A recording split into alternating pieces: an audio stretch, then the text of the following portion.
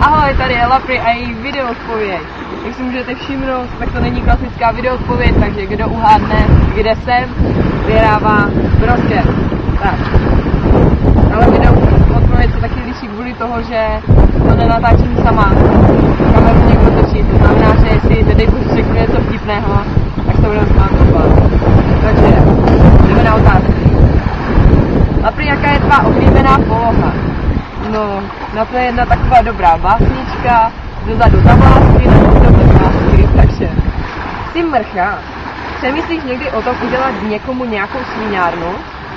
Já si myslím, že každá žena je tak trochu mrcha, já jsem taky tak trochu mrcha a určitě jsem o pár svíňárnách teda krutě přemýšlela. Soudíš lidi na první pohled? No, bohužel někdy se nevyhnu tomu být trošku povrchní, takže občas odsuzuju, jako nejvyšší soud v Brně.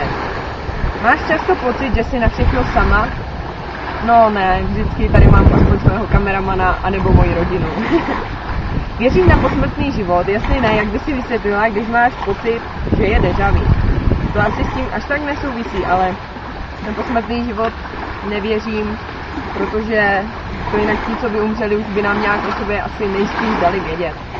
A jak bych vysvětlila, když je déjà vu, no, já nevím, ale stává se mi to pořád vždycky. Je to jak déjà vu, jako bych tady už někdy byl. Víš, co to jsou Bachovy esence? A jestli ano, tak jestli jsi nějakou vyzkoušela a pomohla ti. Takže já jsem se informovala na tvém blogu, že jsou nějaké linky, které si prostě namícháš a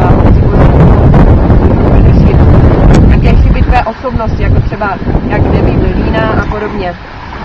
Ty linky určitě jsou nějaká síla, hodně v tom je asi ten placebo efekt, protože když tomu věříš, tak to určitě zabere. Proč tak dlouho přemýšlím nad tím, co ti napsat za otázku?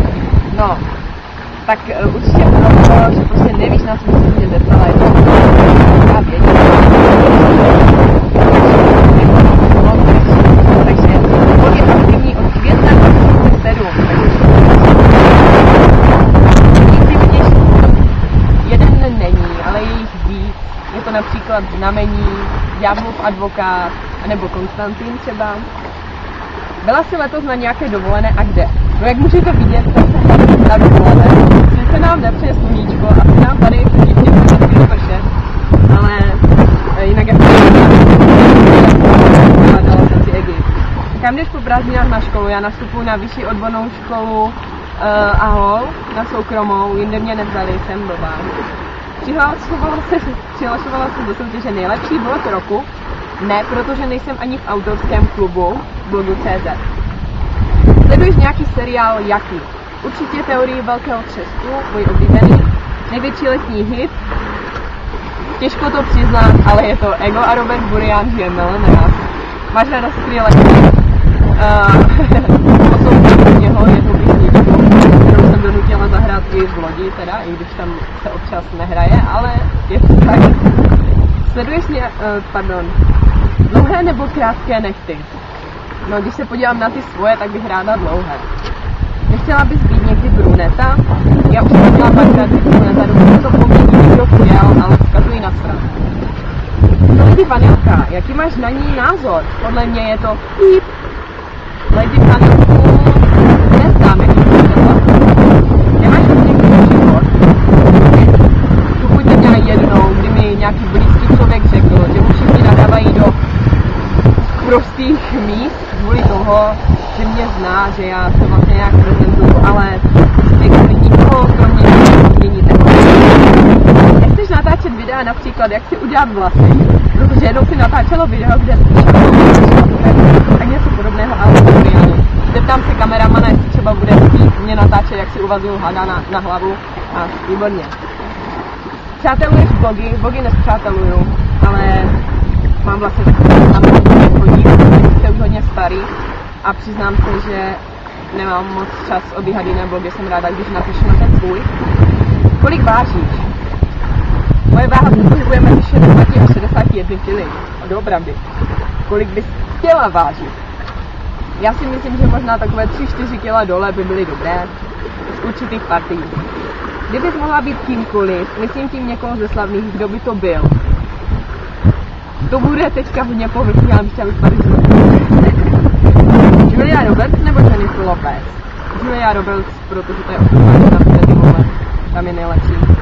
Ale Jennifer je zase dobrá, když prostě zpívá s Pitbullem, takže... Tak. Kdybys na sobě vzhledově mohla změnit jednu věc, jaká by to byla? Vím, že třeba někteří teď nebudou souhlasit, ale já bych si nechala trošku zmenšit zadek, takže liposukce, výborně. Jak jsi přišla k přezdívce La Prince? Takže ta přezdívka vznikla z La Princess, kdy prostě jeli samé princezny, královny a surfař, vidíte to v Egyptě, naprostá normálka. Je to od La Princess, teda pak jsem to zkrátila, protože nebudu pořád psát La Princess a La Pri je to prostě takové, jako někdo říkal, že to zní jako značka dětských plen, ale whatever, to je mi jedno. Děláš nebo dělala si fotomodelku, modelku nebo něco spojeného s modelingem? Ne, nejsem si jistá, jestli píšeš na správný blog, jestli jsi mě náhodou někdo nespletla, třeba tady s tou rozkrý, tak fotila jsem s panem fotografem, můžeme si dovolit menší reklamu pro pana Kuboslava za to.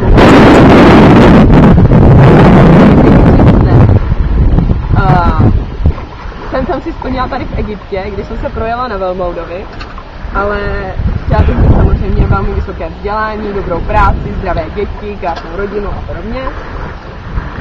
Opět, soudíš lidi, na to už jsem odpovídala, někdy jsem ta povrchní mrcha, jak už jsem řekla na začátku. Ještě pořád se ti nelíbí Justin Bieber, ani ty dvě nové, jako je Boyfriend a As You Long As You Love Me. Myslíš si, že teď aspoň trochu dospěl a vypadá lépe? Ne. Jaký kus oblečení jsi naposledy koupila? Koupila jsem si haremové kalhoty, které, a teď mě neodsuďte, se prodávaly v Lidlu. Jako v Lidlu oblečení, já vím, blbý, ale ty kalhoty jsou fakt dobrý. Už jsi někdy letěla padákem? Jestli ne, chtěla bys? Ne, protože jak jsem se bavila tady s panem kameramanem, tak už jenom výlet nahoru by mi působil velké utrpení, takže bych nechtěla ani potom padat dolů, jako. Kolik cizích lidí z netu, co tě požádali o setkání, si už viděla? A nebála jsi, že by mohli být třeba nebezpeční? Já jsem ještě nikoho nepotkala, oni vlastně chtějí se se mnou sejít, ale ještě k tomu nedošlo, uvidíme potom, jestli se ještě ozvu, nebo už se neozvu. Jaký byl nejkvalitnější natočený film, co jsi kdy viděla?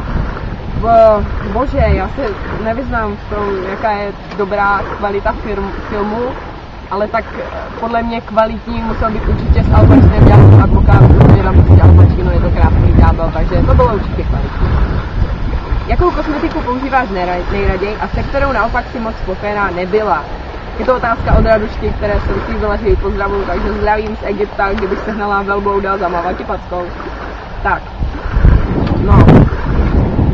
Pokud je o malovátka a podobně, tak nejlepší make-upy jsou Max Factor, řasenky mám Miss Sporty, Dermacol, taky není špatný, například jeho pudry a podobně. Spokojená jsem nebyla, jenom s jedinou věcí na světě, jinak já jako moc náročná nejsem. A to byla barva, kterou jsem si u mamky v práci koupila za 35 korun, a která mi málem vyžrala všechny vlasy, které mi málem vypadaly. Tak, teďka jdeme na otázky z Corn Springu, to jenom 3 naštěstí. Už jsi někdy byla holkou na jednu? To nejde a neumím to. Jednou jsem se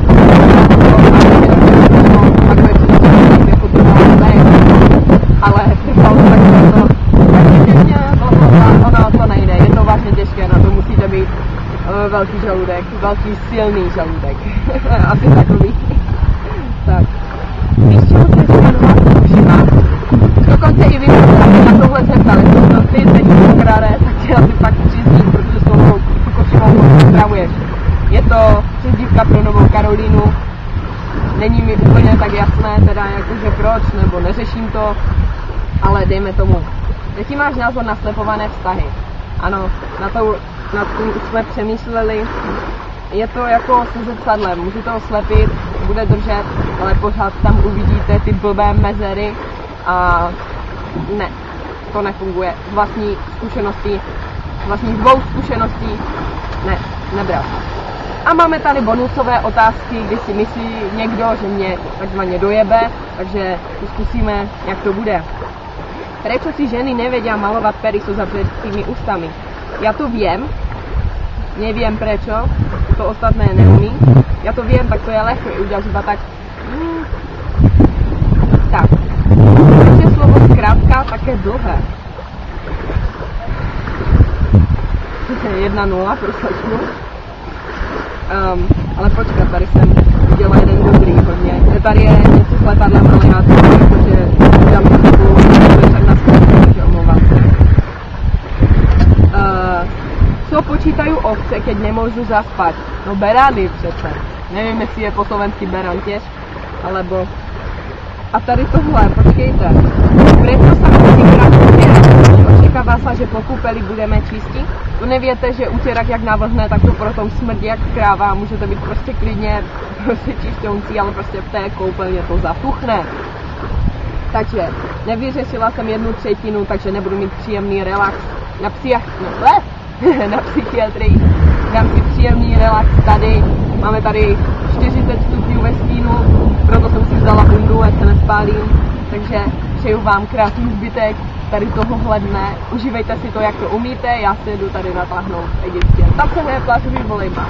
Nazdar!